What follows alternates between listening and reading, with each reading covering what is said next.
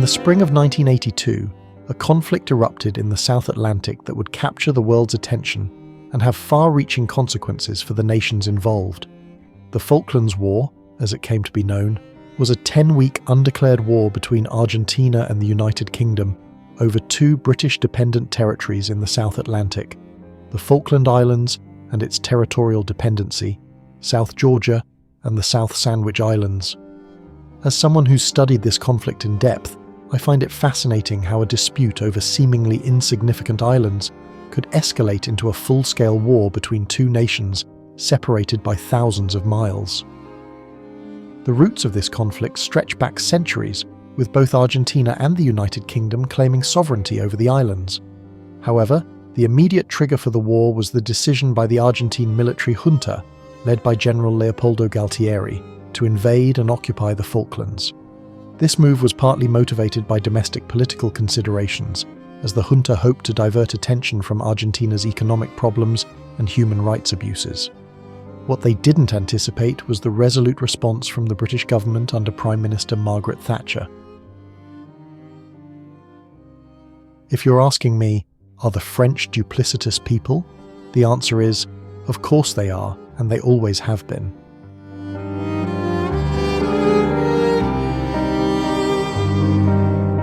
The British response to the Argentine invasion was swift and decisive. On the 5th of April, a mere 3 days after the initial invasion, the British government dispatched a naval task force to engage the Argentine Navy and Air Force and to ultimately make an amphibious assault on the islands. This was no small undertaking. The task force had to travel over 8,000 miles to reach the Falklands, a logistical challenge that many military analysts at the time thought impossible to overcome. The international community's reaction to the conflict was mixed. The United States, initially trying to mediate between the two sides, eventually came down firmly on the side of the United Kingdom, providing crucial intelligence and materiel support. This decision by the Reagan administration was not without controversy, as it strained relations with other Latin American countries. The European Economic Community, the precursor to the European Union, also supported Britain, imposing economic sanctions on Argentina. However, most Latin American countries backed Argentina's position, with the notable exception of Chile, which provided covert support to the British. In Argentina, it is not a military dictatorship that is fighting. It is the whole people, her women, her children, her old people, regardless of their political persuasion. Opponents to the regime like myself are fighting for our dignity, fighting to extricate the last vestiges of colonialism.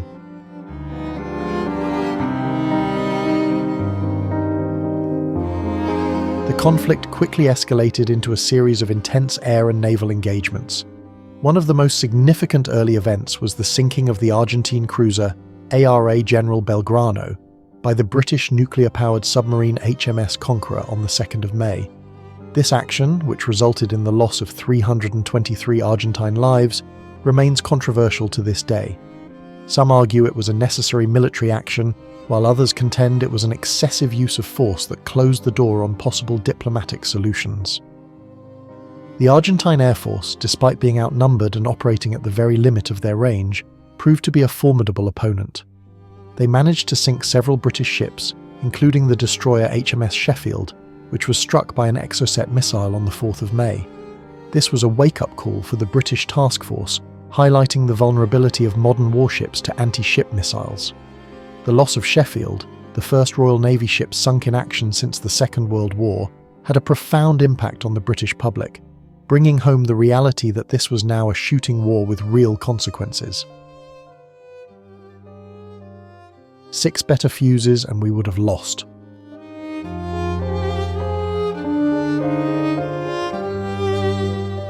The land campaign began in earnest on the 21st of May, with British forces landing at San Carlos Water. This location was chosen for its sheltered harbour and its distance from the bulk of Argentine forces. However, the landing ships were subjected to intense air attacks, leading to the area being dubbed Bomb Alley by British forces. Despite these attacks, the British managed to establish a beachhead and begin their advance across East Falkland towards the capital, Stanley. The advance across the islands was no easy task. The terrain was difficult, alternating between boggy peat and rocky outcrops, and the weather was harsh, with near-constant wind and rain. The Argentine forces, mostly conscripts, were dug into strong defensive positions. However, they were poorly supplied and their morale was low. The British forces, on the other hand, were highly trained professionals, many with experience in Northern Ireland. This disparity in training and motivation became evident in engagements such as the Battle of Goose Green, where 250 men of the 2nd Battalion, Parachute Regiment defeated a much larger Argentine force. It was fortunate that I had ignored the views expressed by Northwood HQ that reconnaissance of Mount Kent before insertion of 42 Commando was superfluous. Had D Squadron not been there, the Argentine Special Forces would have caught the Commando before deplaning, and in the darkness and confusion on a strange landing zone, inflicted heavy casualties on men and helicopters.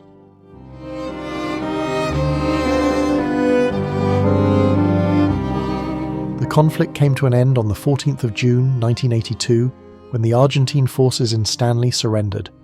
The war had lasted 74 days and resulted in the deaths of 649 Argentine military personnel, 255 British military personnel, and 3 Falkland Islanders. The impact of the war was profound on both nations involved. In the United Kingdom, Margaret Thatcher's popularity soared, contributing to her Conservative Party's landslide victory in the 1983 general election. The war also led to increased investment in the Royal Navy and a renewed focus on Britain's ability to project power globally. For Argentina, the consequences were even more far-reaching. The military junta, discredited by the defeat, was forced from power, leading to the restoration of democracy in 1983.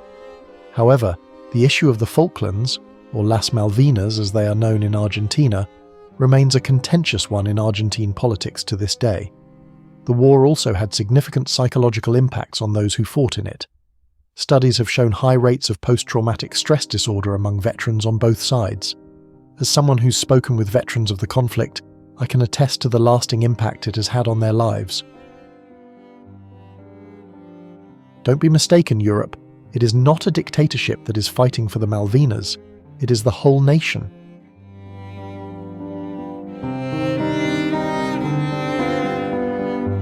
Looking back on the Falklands War, it's clear that it was a conflict that had far-reaching consequences beyond the immediate military outcome. It was the last colonial war of the 20th century, and in many ways, it was an anachronism, a throwback to an earlier era of gunboat diplomacy and imperial ambitions. Yet it also presaged many aspects of modern warfare, from the crucial role of special forces to the devastating impact of precision-guided munitions. The war also serves as a reminder of the unpredictable nature of international relations. Few would have predicted at the start of 1982 that Britain and Argentina would be at war by the end of the year. It underscores the importance of diplomacy and the dangers of miscalculation in international affairs. Moreover, the conflict highlights the complex interplay between domestic politics and foreign policy. Both the Argentine junta and the Thatcher government were influenced by domestic political considerations in their decisions to go to war and to see it through to the end. The Falklands cause united the Argentines in a patriotic atmosphere that protected the junta from critics, and even opponents of the military government supported Galtieri.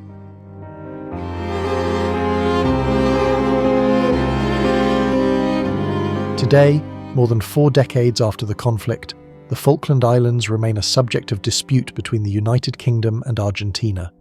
The islands have developed significantly since 1982, with a thriving economy based on fishing, tourism, and the prospect of offshore oil exploration.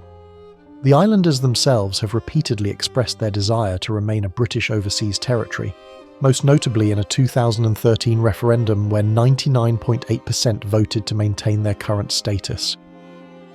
However, the war's legacy extends beyond the islands themselves. For many in Britain, particularly those of my generation, the Falklands War remains a defining moment of the 1980s, alongside events like the miners' strike and the fall of the Berlin Wall. In Argentina, the Malvinas cause continues to be a significant aspect of national identity, with the claim to the islands enshrined in the country's constitution. The war also left physical reminders, such as minefields, which have only recently been fully cleared. As we reflect on this conflict, it's crucial to remember the human cost, the lives lost, the veterans still dealing with the psychological scars, and the families affected on both sides. The Falklands War may have been a relatively short conflict, but its impacts continue to resonate to this day. Be pleased to inform Her Majesty that the White Ensign flies alongside the Union Jack in South Georgia. God save the Queen.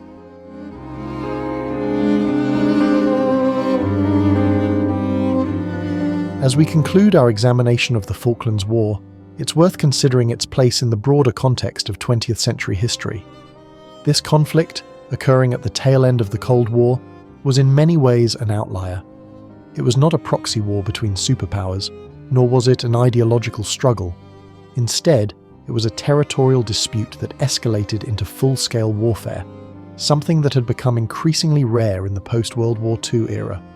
Yet in other ways, the war was very much a product of its time, reflecting the political and economic pressures of the early 1980s, as well as the lingering effects of colonialism and decolonization.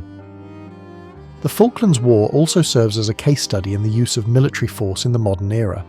It demonstrated both the capabilities and limitations of modern military technology, from the effectiveness of submarine warfare to the vulnerability of ships to air attack.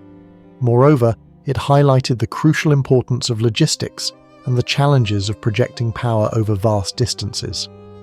These lessons have undoubtedly influenced military planning and strategy in the decades since. As we look to the future, the Falklands War remains a subject worthy of study and reflection, offering insights into the nature of conflict, the complexities of international relations, and the enduring impact of historical disputes in our modern world.